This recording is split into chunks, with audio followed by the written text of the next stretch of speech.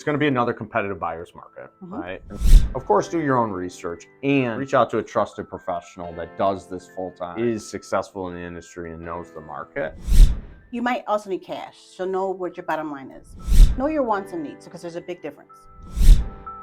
All right, Lori, so what would you say if someone's like, okay, I think I'm going to buy this year? What would be the first thing you would recommend?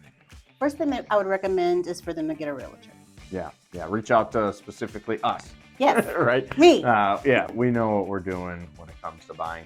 And the reason I believe you should look into a realtor really, especially a successful one, knows what's happening in today's market and can get you up to speed, right? Of course, do your own research and reach out to a trusted professional that does this full time, is successful in the industry and knows the market, because they're going to have a lot of referrals for different things. For instance, would you recommend number 2 that they do? Get it pre-approved. Yeah, why is that important? Because you know your budget. You know where to go. You might want $1 million house, but you can't afford that.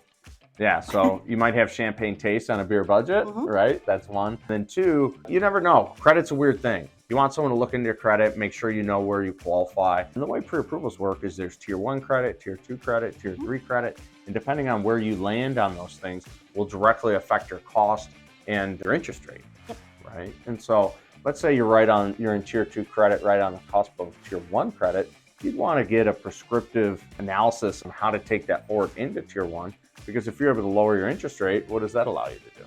Get pre-approved for more. Yeah, get pre-approved for more. So if your interest rate's lower, that allows for your payment to be lower, which allows you to afford a bigger house, right?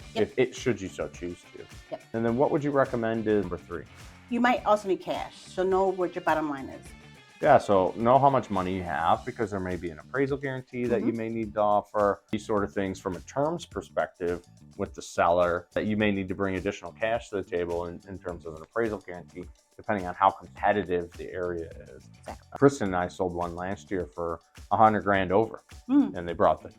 So if you didn't have the $100,000, you weren't getting that house. Weren't gonna get it. Right. So that's not every house, but I'm just pointing that one out as an extreme circumstance, right? But what would you say the next thing you would recommend people do? Know your wants and needs, because there's a big difference.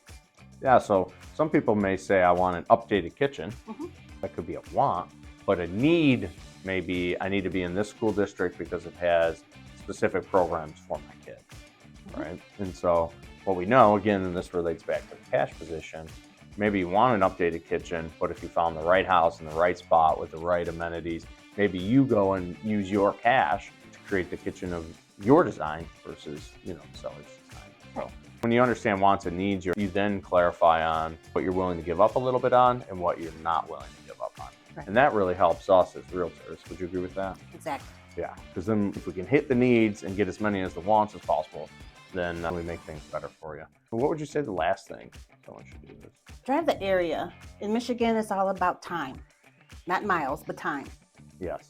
Yeah, it's so funny you say that, because I've talked to people in other states and they're like, well, how far is it?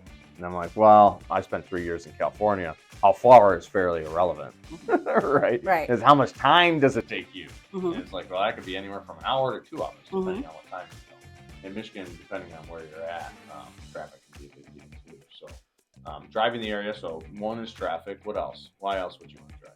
It's different during different times of day. Yep, different times of day. And what times would you recommend people drive it at? Morning and night, because it's different at night. Yeah. You never know what's going on at night. Yeah. Yeah. Especially if it's an area you didn't grow up in or an area you don't know that well, but it looks to be within a certain radius of your job. Drive it at night. Make sure you're comfortable. Right. So if you have any other questions, there's a series of other things we could walk you through and really talk to you about what this market looks like.